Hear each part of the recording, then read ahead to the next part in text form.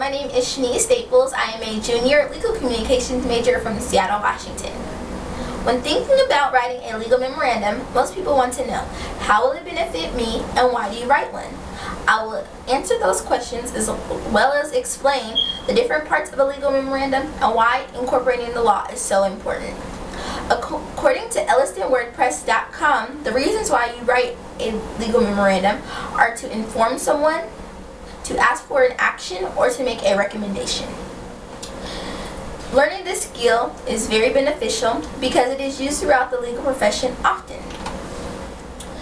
According to sparkcharts.sparknotes.com, a legal memorandum has 6 distinct sections.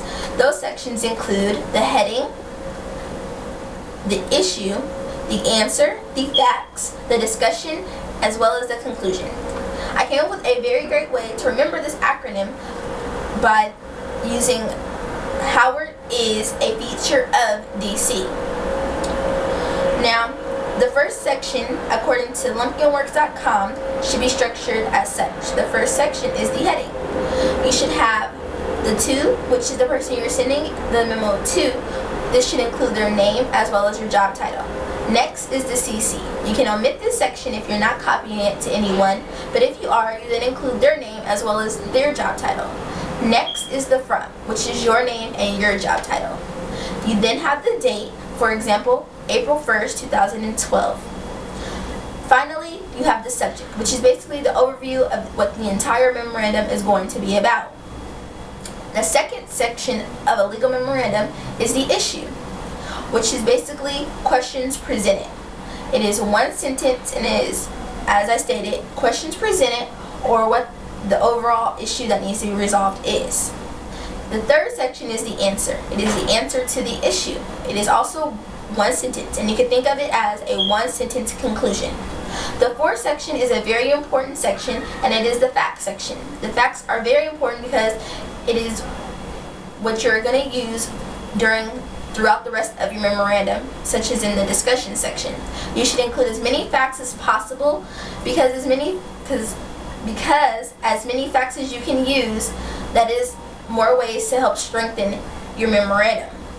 The facts that you should include are things like people's names, dates, as well as what people have said. The fifth section is the discussion section.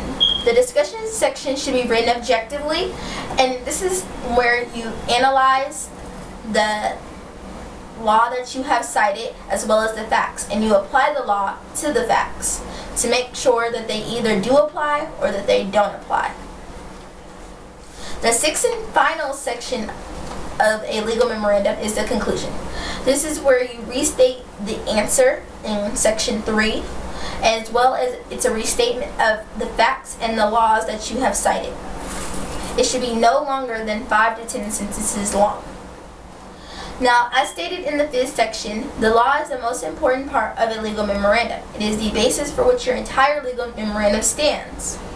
It is important that you are fully informed on whether the laws or statute you are using are the most current and considered good law. You must also make sure that the law you decide to cite is similar and relevant to the facts that you have. If you do not use the correct laws to write your legal memorandum, then your memo becomes unavailing. Also, the person you are sending this legal memorandum to is relying on your research and your professionalism to make sure that these laws are the most current. Writing a legal memorandum is simpler than it seems, as long as you remember HIA-FDC. Howard is a feature of DC, which then, in order to be able to properly structure your legal memorandum, that acronym will be extremely helpful. You must also remember to find the most current and relevant laws to your set of facts. If you follow these steps, hopefully you will be able to use this newly acquired knowledge in your future endeavors. Thank you.